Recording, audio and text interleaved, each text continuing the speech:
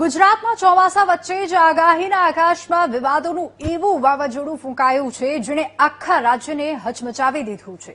નક્ષત્રોના આધારે જગતના તાતને નિસ્વાર્થ માર્ગદર્શન આપનારા પીઢ આગાહીકાર અંબાલાલ પટેલે વિજ્ઞાન જાથાના જયંત પંડ્યાની માનસિક હેરાનગતિથી કંટાળીને આગાહીઓ કાયમ માટે બંધ કરવાની આગાહી કરી છે। અને જો કે બીજા પર કાયદાના કોરડા વીંઝનારા પંડ્યા પોતે પણ ગરીબ બાળકોની શિષ્યવૃત્તિના પૈસાની ચોરીના કેસમાં સજા પામી ચૂક્યા છે।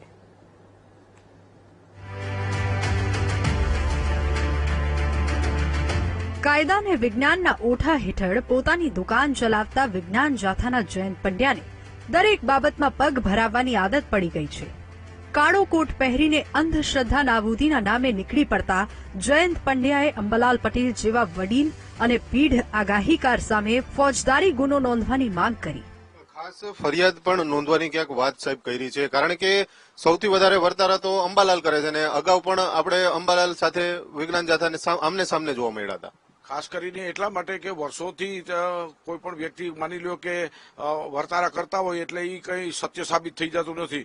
પહેલા પણ અવૈજ્ઞાનિક હતું ને આજે પણ પોતે અવૈજ્ઞાનિક વર્તારા કરે છે, વારંવાર તારીખો બદલે છે, લોકોને વાવાઝોડાનો ખોટો ભય બતાવે છે, અફવા ફેલાવે છે। લોકોનો આરોપ છે કે જયંત પંડ્યાને લોકોને ડરાવવાની ઘેરી માનસિક બીમારી છે। અંધશ્રદ્ધા નાબૂદીના બહાને અંબાલાલ પટેલ જેવા વડીલ આદરણીય અને વર્ષોથી નિસ્વાર્થ ભાવે પરંપરાગત વર્તારો કરનારા પીઢ આગાહીકાર સામે ગુનો નોંધવાની વાત કરવી એ જયંત પંડ્યાની સસ્તી લોકપ્રિયતા, ભૂખી અને વિકૃત માનસિકતાનું વરવું પ્રદર્શન છે। વિજ્ઞાન જાથાના જયંત પંડ્યા દ્વારા કરાયેલી માનસિક હેરાનગતિના વિરોધમાં અંબાલાલ પટેલે હવે પછી કોઈ પણ આગાહી ન કરવાની સત્તાવાર જાહેરાત કરી દીધી છે। જાથાના કેટલાક નિવેદનો હજુ પણ આવે છે અને આ નિવેદનો લગભગ ઘણી વખત પરંપરાગત જ્ઞાનના કુઠારાઘાત છે, આપણા ઋષિમુનિઓના જ્ઞાનના કુઠારાઘાત છે અને આ નિવેદનો જે છે એ યંત્રો નથી અત્યારે હાલ યંત્રોની જરૂર પણ નથી। આમ છતાં આ આગાહી અમે લોકકલ્યાણથી આપતા હતા અને હવે અમારી ઉંમર છે, આવા વિવાદમાં અમે ભરવા માગતા નથી। હવે અમે આગાહી આપવા માગતા નથી।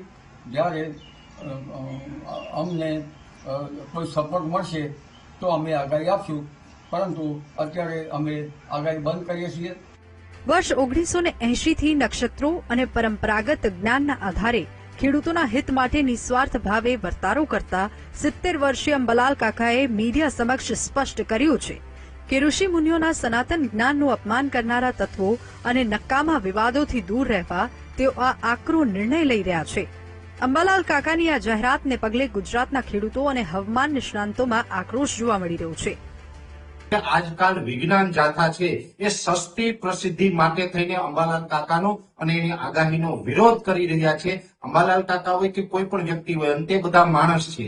જ્યારે પણ આગાહી કરીએ એટલે લગભગ 90 થી 92% સુધી જો પરિણામ મળે તો એને સારું પરિણામ પણ કહેવામાં આવે। જો 92% સુધી આપણે આગાહી સાચી પડતી હોય ને 8% ખોટી પડતી હોય તો એ નોર્મલ બાબત છે। જ્યારે 8% ખોટી પડતી હોય તો એને ટાર્ગેટ કરીને જો અંબાલાલ કાકા પટેલને ક્યાંય માનસિક ટોર્ચર કરવામાં આવે તો આ વિજ્ઞાન જાથાનું કામ ખરેખર ખોટું છે। આ ખેડૂત વિરોધી કામ છે, આ ભારતની સંસ્કૃતિ વિરુદ્ધનું કામ છે। એટલે હું વિજ્ઞાન જાથાનો અહીંયા વ્યક્તિગત રીતે વિરોધ કરું છું કે વિજ્ઞાન જાથા ખોટું છે। હવે વિજ્ઞાન જાથાની જો વાત કરીએ તો વિજ્ઞાન જાથા વાળા જે જયંતભાઈ છે એને ઘણા બધા બીજા વિષયો લઈ અને અંધશ્રદ્ધામાં લોકો જે હોય છે એના માટે એ કામ કરવું જોઈએ। અંબાલાલ કાકાનો જે વિષય છે એ કોઈ અંધશ્રદ્ધાનો વિષય નથી, ગ્રહોના આધારે એના વર્ષો જૂના અનુભવના આધારે આગાહી કરતા હોય છે। એટલે અંબાલાલ કાકાને આપણે પ્રાર્થના કરીએ કે તમે આ આગાહી ચાલુ રાખો।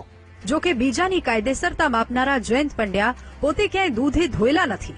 વર્ષ 1991-92માં સરકારી શાળાના આચાર્ય પદે રહીને ગરીબ વિદ્યાર્થીઓની શિષ્યવૃત્તિની ચોરી અને નાણાકીય ઉચાપત કરવાના ગંભીર કેસમાં વર્ષ 2019માં કોર્ટે તેમને જેલની સજા ફટકારી હતી।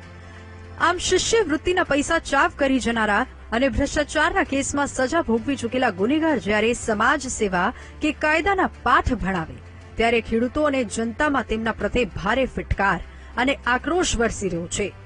Bureau report, VTV news.